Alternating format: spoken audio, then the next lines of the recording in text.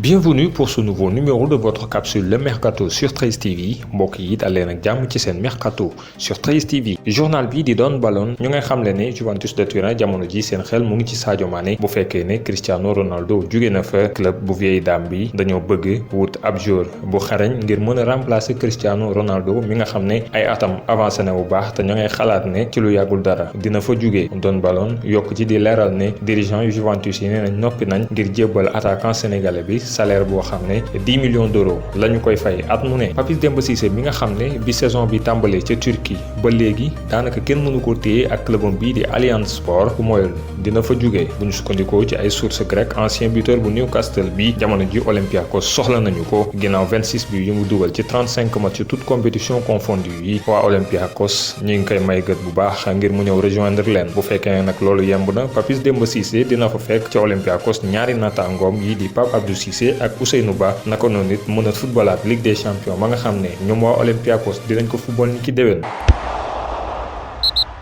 Yaya Touré mi nga xam ne libéroon na ci contrat am ca Chine ca Qingdao Huanghai ni ki weeru janvier ci lu yàggul dara dina am beneen club moom milieu ivoirien bi am 37 ans yàggul dara tuddoon nañu ko ci ñaari club yu nekk ci Brésil yoo xam ne soxla nañu ko Botafogo mi nga xam ne naataangoom ivoirien bi di Salomon Kalou signé na fa yàggul dara ak Vasco da Gama mi nga xam ne kenn ci candidat yu président su club bi nee na bëgg na ko indi ci club ba waaye doomu Côte d'Ivoire bi it mën na ci su ko neexee daal di dellusiwaat ci France ma nga xam ne fa la tàmbalee ak AS Monaco ndax proposé nañu ko Brest bu ñu sukkandikoo ci directeur sportif bu club boobee di Grégory Lorenzi bu ñu sukkandikoo ci Abola Jorge Jesus mi nga xam ne nommé nañu ko entraîneur bu Benfica niki vendredi dafa bëgg renforcer attaque am ak buteur algérien bi di Islam Slimani avenir Fennec bi nga xam ne Leicester moo ko abaloon ca Monaco dara leeragu ci waaye li leer ba leer mooy profilu attaquant algérien bi neex na bu baax coach Lisboa bi rax ci dolli ñoom ñaar xamante nañ bu baax ndax jot nañu liggéey ca Sporting Portugal Mikel Essien mi nga xam ne weeru mars 2019 la egsi woon ci club bi di Sabay Football Club nekkatu fa club bi nga xam ne mu ngi nekk Azerbaïdjan confirmé na weekend bi ne militaire bu 37 ans bi jóge na fa Mikel Essien mi nga xam ne jot na jaar ci Olympique Lyonnais Chelsea Real Madrid ba ca AC Milan expérience am yu mujj yi moo ngi ko amaloon ca Grèce ak ca Indonésie laata mu doon dem ca Sabay FC saison bi nag moom Ghanéen bi football na 11 matchs toute compétition confondue Victor Osimhen def na visite médicale am samedi gi ca Rome ci loo xam ne ñu bëri yëguñu ko bu ñu sukkandikoo ci ay médias italiens résultat yi yebb ba tax attaquant lillois bi nga xam ne dugal na 17 buts saison bile noppi nag ngir rejoindre Italie lenn rek moo ci des mooy ñaari président club yi muy bu Lille ak bu Napoli daal di mën a déggoo ci indemnité de transfert bi.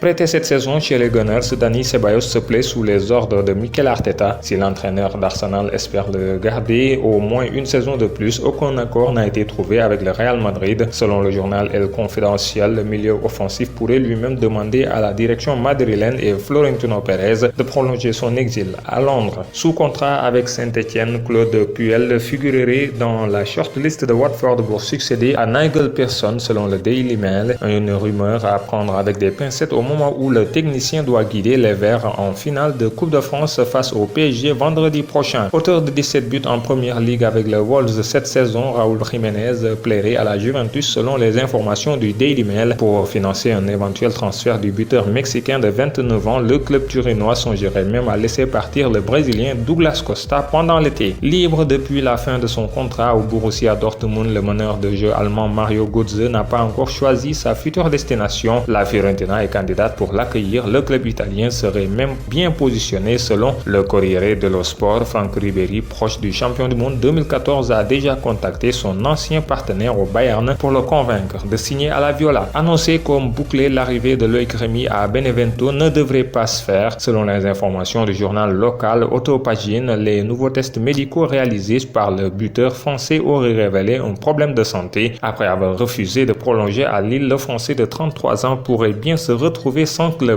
club depuis son renvoi d'Arsenal en novembre 2019. Unai Emery pourrait rebondir à Villarreal. Plusieurs médias espagnols annoncent que l'ancien entraîneur du PSG serait sur le point de s'engager avec le récent 5e de Liga. C'est fait, Niko Kovac remplace Robert Moreno sur le banc de l'AS Monaco. Le tacticien croate passé par le Bayern Munich a signé un contrat de 3 ans avec la formation de la Principauté avec une année supplémentaire en option. C'est officiel, le Borussia Dortmund a mis la main sur Jude Bellingham, 17 ans, jeune talent anglais formé à Birmingham City. Montant de l'opération 25 millions d'euros, il portera le numéro 22. Cela ne faisait aucun doute, c'est désormais officiel. Le club d'Al Sadd a confirmé ce lundi l'arrivée de Santi Cazorla. Après une belle saison sous le maillot de Villarreal, 11 buts et 10 passes décisives en Liga, le meneur espagnol rejoint le Qatar. À bientôt 36 ans, Santi Cazorla sera entraîné par son ancien coéquipier en sélection, un certain Xavi.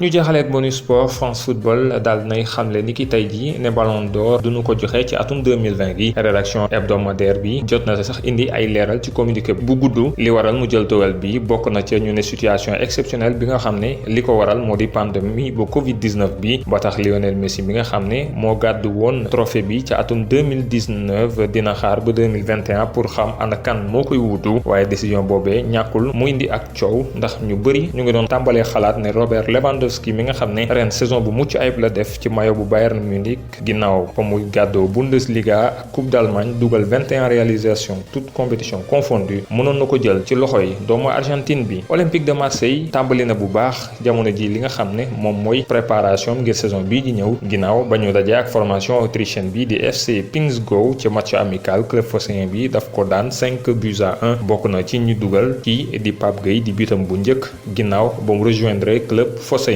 bi jot na def it match bu am solo. Istanbul Başakşehir mi nga xam ne dafa gagné Kayserispor niki dimanche bi gàddu na titre bu champion Turquie muy bu njëkkam ci histoire am. Demba Ba mi nga xam ne nag moom fële football bi mooy deuxième titre champion de Turquie am ginnaaw ba mu ko gàddoo woon ci atum 2017 ak Beşiktaş ba tax moom Demba Ba ak clubam bi di Başakşehir dinañ mën a jouer Ligue des champions niki saison bii ñu jëm. Mesdames, messieurs, c'était tout pour ce mercato sur 13 TV. Merci de l'avoir suivi. Rendez-vous demain pour un nouveau numéro.